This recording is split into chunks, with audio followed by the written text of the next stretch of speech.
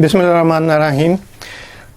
Documentary letter of credit यानी LC, ये कौन खुलवाता है किसी डिपार्टमेंट में या किसी ऑर्गेनाइजेशन में, किसकी जिम्मेदारी होती है? क्वेश्चन सुन लें पहले। हेलो सर, उम्मीद है सर आप खैरियत होंगे। सर मेरा क्वेश्चन था कि ये न्यू एलसी ओपन करवानी हो और जो बैंक के साथ जो डीलिंग्स होती हैं और अदर फॉर्मेलिटीज जो होती हैं, ये स्कोप ऑफ वर्क प्रोक्योरमेंट वालों का होता है या फाइनेंस का या इंपोर्ट एक्सपोर्ट डिपार्टमेंट का काम होता है? काइंडली सर ये मुझे इसमें क्लियरिटी कर दें कि ये मतलब स्कोप ऑफ वर्क जो है ये प्रोक्योरमेंट वाले करते हैं, बैंक के साथ डीलिंग्स वगैरह इसको नहीं न्यू।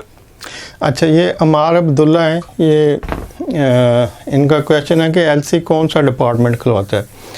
तो अमार साहब, ये डिपेंड करता है ऑर्गेनाइजेशन के स्ट्रक्चर पे।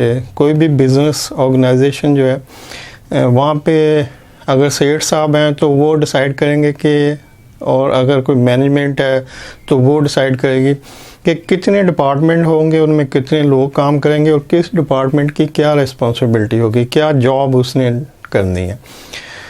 तो मुख्तलिफ जगहों पे मुख्तलिफ तरीका चल रहा होता है। मैं अपने पर्सनल एक्सपीरियंस में जो चीज़ें हैं वो आपसे शेयर कर लेता हूँ कि मैं लम यूनिवर्सिटी में था तो वहाँ पे मेरे पास प्रोक्योरमेंट और इंपोर्ट दोनों को मैं हेड कर रहा था, बल्कि स्टोर भी था। स्टोर, प्रोक्योरमेंट और इंपोर्ट। अब इंपोर्ट में जो चीज़ें थी वो छोटी चीज़ें होती थी। रिसर्च केमिकल होते थे साइंस स्कूल के लिए, कुछ इंस्ट्रूमेंट्स होते थे, मतलब स्टूडेंट के रिसर्च रिलेटेड जो चीज़ें आती थी वो इंपोर्ट होती थी। और उसमें अमाउंट छोटी होती थी और मोस्टली पेमेंट्स जो है एडवांस होती थी कि छोटी छोटी, जैसे $1500, $200-300, तो वो एडवांस पेमेंट हो जाती थी। और जो कुछ बड़ी कंसाइनमेंट होती थी उसकी एलसी खुल जाती थी। तो इसलिए वो सारे का सारा जो प्रोसेस है इंपोर्ट के लिए वो लुक आफ्टर इंपोर्ट वाले यानी कि प्रोक्योरमेंट डिपार्टमेंट वाले करते थे, जो कि प्रोक्योरमेंट प्लस इंपोर्ट दोनों को देख रहे हैं। लेकिन उसकी जो वर्किंग है बैंक के साथ वो फिनांस डिपार्टमेंट करता था कि प्रोक्योरमेंट डिपार्टमेंट एक एडवांस पेमेंट का वोचर बनाता था और जिस इंडेंट के अगेंस्ट वो इंपोर्ट करनी होती थी उसको साल लगाया, जो भी नेसेसरी डॉक्यूमेंट्स हैं और वो सारे प्रिपेयर करके तो फाइनेंस डिपार्टमेंट को भिजवा दिए। वो उसकी अगर एडवांस पेमेंट है तो एडवांस पेमेंट कर देते थे, अगर एलसी है तो उसकी एलसी खुलवा देते थे। यानी बैंक से जो डीलिंग है वो फाइनेंस डिपार्टमेंट करता था और उससे पीछे जो काम है वो प्रोक्योरमेंट वाले करते थे। अब ये ऑर्गेनाइजेशन ने एक स्ट्रक्चर बनाया था कि जी आपने इस तरह से चलना है, तो इस तरह से चल रहा था। फिर एक और कोरियन कंपनी में मैंने कुछ काम किया डेवो में, तो वहाँ पे तो बहुत ज़्यादा इंपोर्ट होती थी। वहाँ पर पार्ट्स थे, टायर थे, ल्यूब थे, बसें आती थी और लात चीज़ें सब कोरिया से। कुछ भी इवन ऑफिस में कोई एसी इंस्टॉल होना है, कोई छोटी से छोटी चीज़ भी कोरिया, इवन कोरियन के फूड भी कोरिया से आते थे।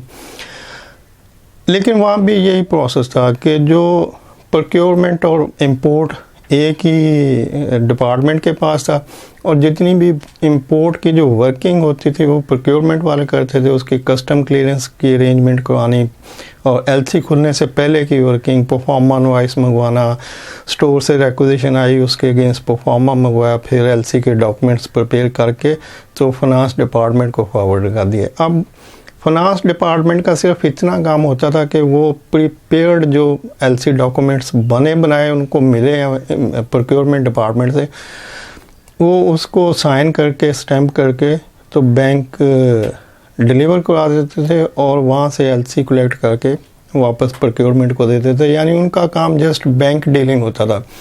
अब अगर बैंक को किसी डिस्कशन की ज़रूरत है, कोई प्रॉब्लम है या कोई क्लैरिफिकेशन चाहिए, तो उसके लिए वो कहते थे कि हम हमारे प्रोक्योरमेंट डिपार्टमेंट से बात कर लें जिन्होंने ये डॉक्यूमेंटेशन की हुई है।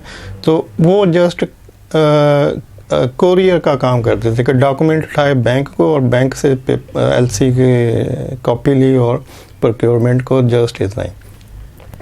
और इसकी वजह ये होती है कि बेसिकली बैंकों को फाइनेंस डिपार्टमेंट डील कर रहा होता है। तो जिस जगह पे इस तरह की प्रैक्टिस है वहाँ पे फिर कंपनी समझती है कि फाइनेंस डिपार्टमेंट चूँकि ऑलरेडी बैंकों से डील कर रहा है تو کسی اور بندے کو آتھورائز کرنے کی ضرورت نہیں ہے. جس کو بھی بینک ریلیٹڈ کام ہے وہ فنانس ڈپارٹمنٹ کو بتائے, وہ کام کروا کے واپس اس کو انفارم کر دے گا. تو یہ اس طرح سے وہاں پہ چل رہا تھا. پھر فرسٹ جاب میری نشاط میں تھی, تو بہت بڑی کمپنی تھی اور ڈیلی تو سینکڑوں کنٹینر نکلتے تھے ایکسپورٹ کے. وہاں پر ڈفرینٹ سینیریو تھا, چونکہ ٹوٹل ایکسپورٹ رینٹڈ کمپنی تھی, تو وہاں پہ بہت سارے ایکسپورٹ ڈپارٹمنٹ تھے. بہت سارے اس طرح سے کہ پہلے تو لے لیں ایکسپورٹ مارکیٹنگ کے ڈپارٹمنٹ. نمبر 1 جان کا ایکسپورٹ مارکیٹنگ ڈپارٹمنٹ سپریٹ تھا, ایک ہیوج ڈپارٹمنٹ جو صرف جان کو دیکھتا تھا. پھر فیبرک, گرے فیبرک, پرنٹڈ فیبرک کا سپریٹ ایکسپورٹ مارکیٹنگ ڈپارٹمنٹ تھا جو صرف اسی کو دیکھتا تھا. پھر اسٹیچڈ کا سپریٹ ڈپارٹمنٹ تھا, جیسے کوئلٹ اور بیڈ شیٹ اور اس طرح کی چیزیں جو ریڈی ٹو یوز ہوتی ہیں, اس کا ایک سپریٹ ڈپارٹمنٹ تھا جو صرف اس کی مارکیٹنگ کو دیکھتا تھا. اب یہ تینوں ڈپارٹمنٹ صرف ایکسپورٹ مارکیٹنگ کو دیکھ رہے ہیں, اور یہ تین اس لیے تھے کہ چونکہ ان کے بائر سپریٹ تھے. جو اسٹیجڈ ہے اس کے بائر ڈفرینٹ ہوں گے, جیسے کوئی ہائپر مال وغیرہ, اور جو یان ہوگا اس کے بائر ہوں گے کوئی ویونگ یونٹ جنہوں نے اس یان سے آگے فیبرک بنانی ہو, اور جو فیبرک والے تھے اس کے بائر کچھ ہوں گے جنہوں نے آگے سٹیچنگ کرنی ہے اس کو لے کے. تو اس لیے سپریٹ بائر کے لیے سپریٹ ایکسپورٹ ڈپارٹمنٹ تھے.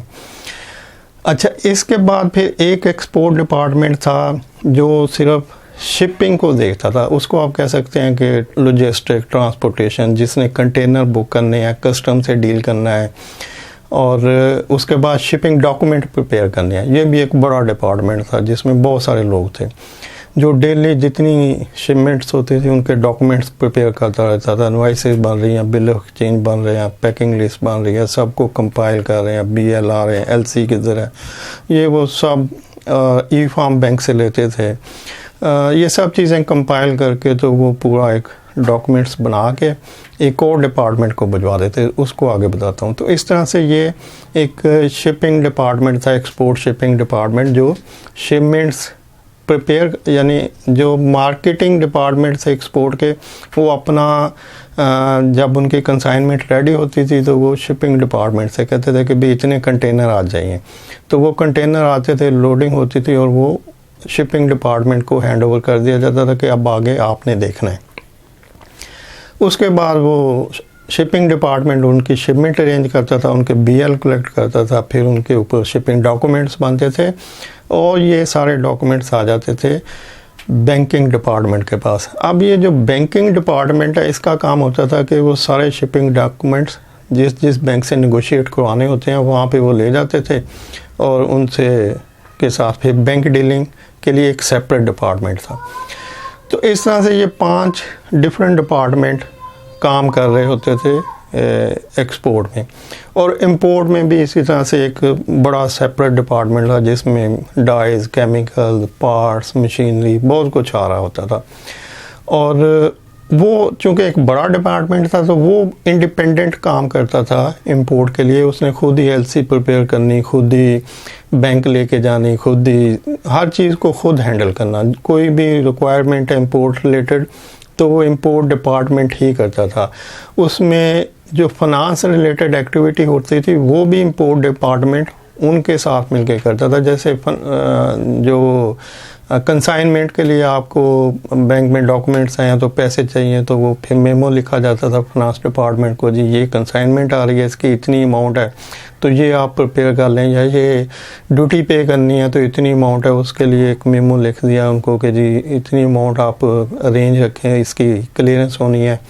تو یہ جتنی چیزیں ہوتی تھیں A to Z امپورٹ کی, وہ سارے کی ساری امپورٹ ڈپارٹمنٹ کرتا تھا. اور اس کے کام کے کرنے کے لیے جن کی ضرورت پڑتی تھی, جیسے فنانس ڈپارٹمنٹ ہے یا کوئی اور اسٹور ہے, ایڈمن ہے, تو ان کو صرف کارسپونڈنس کی جاتی تھی کہ یہ ایکٹیویٹی ہو رہی ہے تو اس کے لیے آپ کی اس طرح کی ضرورت ہے. تو اس طرح سے یہ ڈپینڈ کرتا ہے کہ آپ की ऑर्गेनाइजेशन का स्ट्रक्चर क्या है, या सेठ साहब किस बंदे पे इस तरह का ट्रस्ट रखते हैं कि भाई आप फाइनेंस भी डील करें और एलसी भी करें, या एलसी सेपरेट करें और फाइनेंस सेपरेट करें। ये सारा ऑर्गेनाइजेशन जिस तरह से काम को चलाना चाहती है उसके ऊपर डिपेंड करता है। होप फॉर अंडरस्टैंडिंग में सिंपल सा था क्वेश्चन, मैं इसको इजीली वहाँ पे लिख देता, लेकिन फिर मैंने सोचा कि आपके साथ हो सकता है और भी लोगों को इस तरह की कोई इन्फॉर्मेशन की ज़रूरत हो, तो अब ये पड़ा रहेगा तो जिसको भी इस तरह की ज़रूरत होगी वो इसको सुन सकता है, तो इसलिए बेहतर समझा कि इसको रिकॉर्ड कर दूँ। थैंक यू, अल्लाह हाफिज़।